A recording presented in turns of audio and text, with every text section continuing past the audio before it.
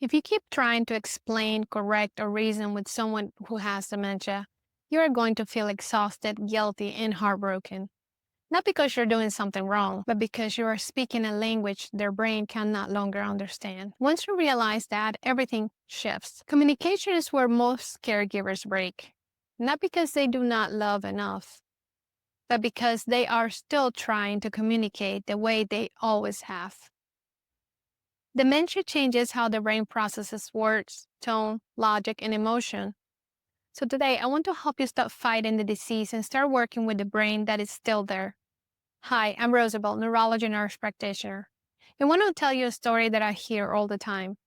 I hear caregivers saying something like, I keep explaining, I correct them because I don't want them to lose their mind completely. And I understand that instinct because for years, communication was built on facts, reasoning, memory, and shared reality. But dementia quietly removes those tools.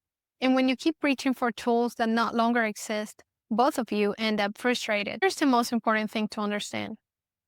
The emotional brain lasts longer than the logical brain. Someone with dementia may forget what you said 5 minutes ago, but they will remember how you made them feel. Sounds familiar? Tone matters more than words. Facial expressions matter more than explanations. Your nervous system matters more than your logic. If you sound rushed, irritated, or tense, they feel unsafe, even if your words are kind. Before you speak, regulate yourself first. Slow down your voice, soften your face, lower your volume. That alone can de-escalate many moments. Correcting feels helpful to the caregiver, but to the brain affected by dementia, correction often feels like criticism or threat. Instead, shift your goal. Your goal is not accuracy. Your goal is emotional safety. If they say something incorrect, ask yourself one question. Is this harmful? Because if it's not harmful, let it go. Connections do matter more than correction. This one is the hardest concept to accept. Meeting someone where they are does not mean agreeing with the disease. It means respecting the limits of their brain. If they believe they need to go home, ask what home feels like. If they're looking for someone who passed away, respond to the emotion, not the fact. If they're stuck on a loop, redirect instead of repeating explanations. You're not lying, you're translating reality into something their brain can tolerate. That is compassion, not defeat. Dementia reduces processing speed. Long explanations overwhelm. Multiple choices do create anxiety. So instead of asking, what do you want to wear today? Try something like, do you want to wear the red shirt or the green one? See, instead of, let me explain why we need to leave now, how about try, it's time to go, I'm right here. Short sentences, one idea at a time. Pause between words. Silence is not failure. It gives their brain time to catch up. Validation does not mean agreement. It means acknowledgement. If someone says they're scared, angry, or confused, do not rush to fix it. Say something like, I can see this is upsetting. That sounds scary. I'm here with you. Feeling seen often reduces stress faster than any explanation ever could. When words stop working, try something else. Music, touch, movement, a familiar routine, a calm presence. Sometimes the most powerful communication is sitting quietly and holding their hand. You do not always need the right words. You need presence.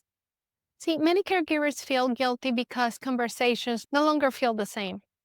Yes, you have to grieve that because it is a real loss. But know this, even when conversations change, connection does not disappear.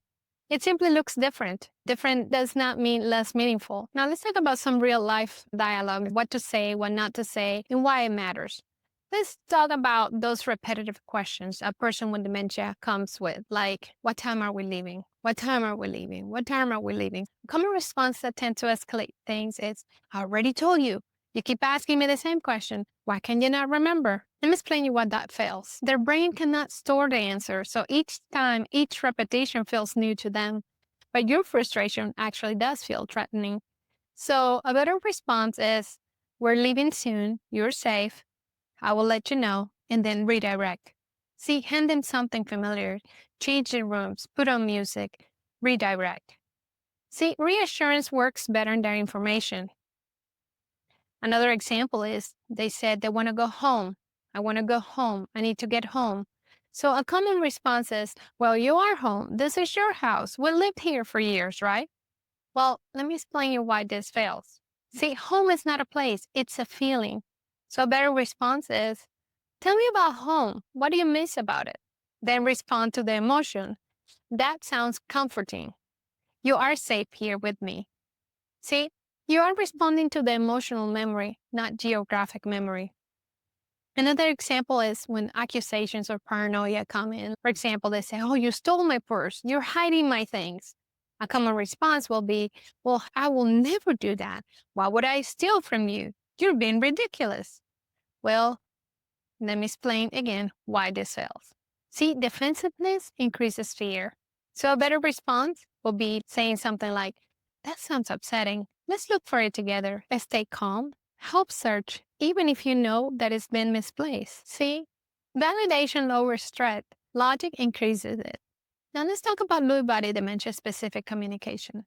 Lewy body dementia requires a different communication mindset because of hallucinations, fluctuations, and sensitivity. Let's say the person with Lewy body is having some hallucinations and they're saying something like, there are people in the room. Do you see them? Never say, that's not real. You're imagining things. A better response is, I do not see them. However, I can see that it feels scary. You are safe. If they're not distressed, you don't need to challenge it at all. See, you validate fear without validating the hallucination. Now, when there is fluctuation, 1 hour they're sharp and the next hour they're confused, usually caregivers make this mistake. Well, you were fine earlier. Why can you not understand now? See, the brain is changing states. This is not willful. There's a better response. Something such as, let's take a break. We'll try it again later. People with Lewy body dementia are often extremely sensitive to tone, facial expression, and pace. Slow down more than feels natural. Lower your voice more than feels necessary.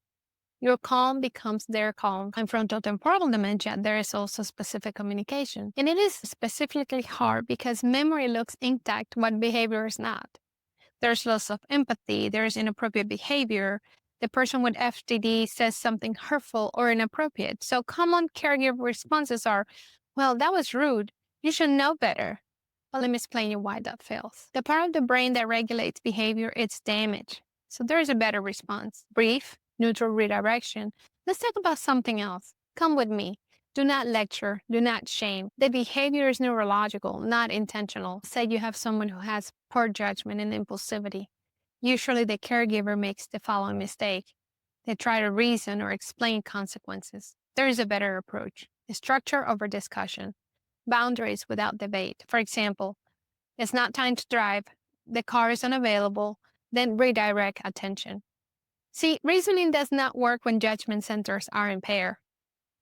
Now, if you have someone with emotional flatness or personality changes, this is one of the most painful parts of FTD because families usually say they don't care anymore. They're not the same person. But here's the important truth. The disease affects emotional expression, not the love that once existed. Communication here is about acceptance and safety, not emotional reciprocity. So grieve the change without blaming the person. When nothing seems to work, there will be moments where no words help. In those moments, sit, breathe, stay present. Touch, music, routine, and silence are also forms of communication. You're not failing when words fall short. Now, talking to someone with dementia is not about finding the perfect script. It's about understanding what their brain can still receive. It's not about winning an argument or preserving facts. It's about preserving dignity. It's about safety, trust, and emotional peace. When you shift from explaining to connecting, from correcting to reassuring, from logic to emotion, you protect both of you. You are learning a new language under impossible circumstances. That takes courage, and that matters more than getting the words right. I continue adding videos to this playlist to help you understand what is happening and how to navigate it with more clarity and compassion. And if you are a caregiver who feels worn down by conversations that never seem to land, stay here with me. You're not alone, and you are doing far more right than you realize. I'm holding you and your loved one in my mind as you move through this. See you in the next video.